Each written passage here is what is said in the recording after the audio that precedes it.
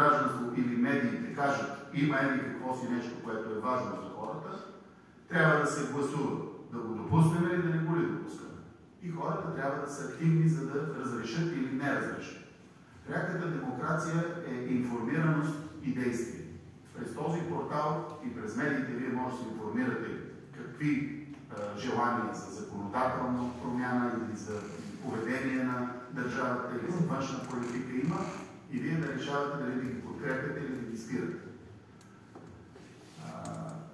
Така че тази комисия се превръща в един постоянно действащ орган. Вътре в нея може да подадете. Примерно, не ми харесва както ме обслужи определен администратор. Ако сте вие един, няма проблем. Обаче, ако си окажеш този администратор ходи, примерно, с Анцов на работа или се кара редовно и не си върши работата, и още 500 души са недоволни от този администратор и видят, че някой го е по-много, могат много лесно да гласуват и да кажат, махнете този администратор. И той вече не може да се върне на тази работа. Как се решава въпроса с местните феодали?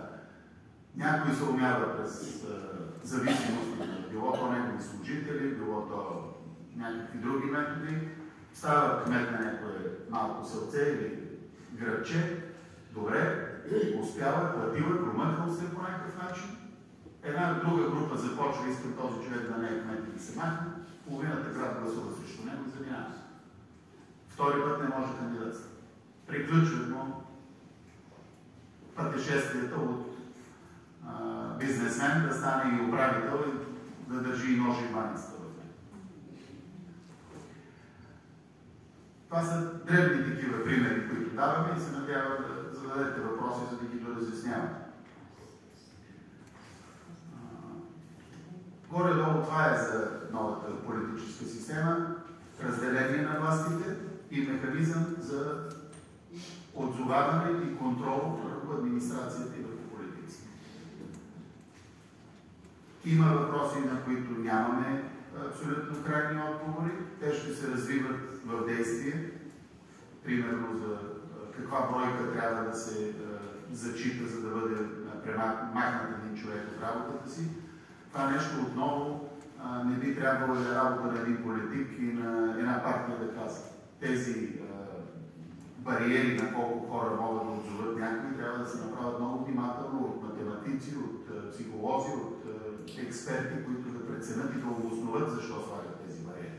Примерно, ако са те избрали 300 000 души, колко могат да те свалят и могат и от други региони. Тоест, това е един тънък въпрос, който тепърва трябва да се изчисти. Но смятаме, че това може да бъде свършено, защото това вече е чисто експертна работа. Така че оставам на вас върху това, което ви штрихирах, да задавате въпроси. Надявам се, че повече от вас са чели платформата и ще имат конкретни въпроси.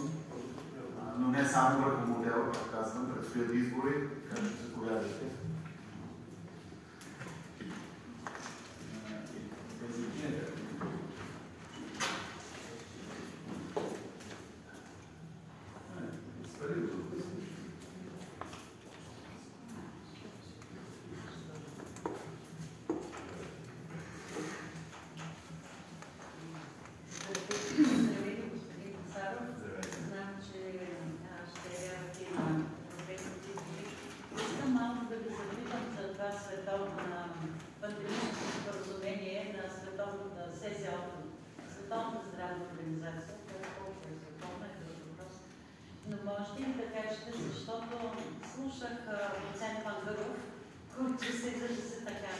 Те влизат по таблички и ако това нещо се подпише от държавата, тази пандемия, болестта Хикс, както бяха ни казали преди време, която каква е такава болест, ще не знаят, дали това наистина може да стане втория COVID-19 и то перманентно, постоянно да нас затворят.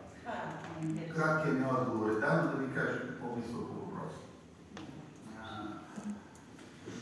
Какво е казал доцент Мандъров, не знам, че обича доста да говори по медиите.